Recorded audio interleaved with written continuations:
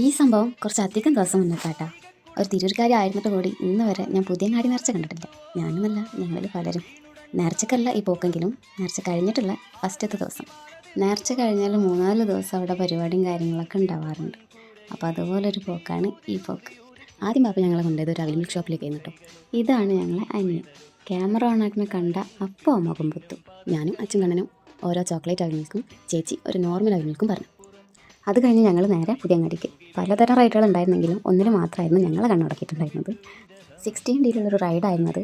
16D എന്നൊക്കെ കണ്ടപ്പോൾ നല്ല ടെൻഷൻ ഉണ്ടായിരുന്നു കയറാൻ. കാരണം അത്രയും റിയാലിറ്റി ഉണ്ടാവും എന്നൊക്കെയാണ് വിചാരിച്ചത്. പക്ഷേ യാതൊരു റിയാലിറ്റി ഇല്ലായിരുന്നു. എന്തായാലും നന്നായിട്ട് എൻജോയ് ചെയ്തു. അപ്പോൾ കയറുന്നതിന് മുമ്പ് തന്നെ നല്ല രീതിക്ക് പേടിയുണ്ടായിരുന്നു. ഭയങ്കരമായിട്ട് എക്സൈറ്റഡ് ആയിരുന്നു. അതും കഴിഞ്ഞ് ഞങ്ങൾ നേരെ പോയത് ഗെയിമിംഗ് സെക്ഷനിലേക്കായിരുന്നു. 6 ബോൾ ഉരുട്ടി ഇട്ടിട്ട് അത് ചെന്ന് കിട്ടുന്ന നമ്പർ എത്രയാണോ ആ നമ്പറിൽ ഏതാണോ പ്രൊഡക്റ്റ് ഉള്ളത് ആ പ്രൊഡക്റ്റ് നമുക്ക് എടുക്കാം. ഓരോരുത്തർ ഓരോ ബോൾ വീതം എറിഞ്ഞിട്ട് നമ്മൾ 2 പ്രാവശ്യം അത് കളിച്ച് ഒരു പുറം ചെറിയുന്നതും ഒരു കപ്പും സെറ്റാക്കി എടുത്തു. അടുത്തത് ഇതിലും നല്ല അടിപൊളി ഗെയിമായിരുന്നു. നമ്മൾ എറിയുന്ന റിങ് ഏത് പ്രൊഡക്റ്റിനാണോ പോയി റൗണ്ട് ചെയ്ത് കിടക്കുന്നത് ആ പ്രൊഡക്റ്റിനെ നമുക്കെടുക്കാം. ഈ ഗെയിമിൽ 5 റിങ് വരുന്നത് പാപ്പൻ തന്നെയായിരുന്നു കേട്ടോ. കാരണം ഞങ്ങൾക്ക് ആർക്കും അതിനുള്ള കോൺഫിഡൻസിലായിരുന്നു.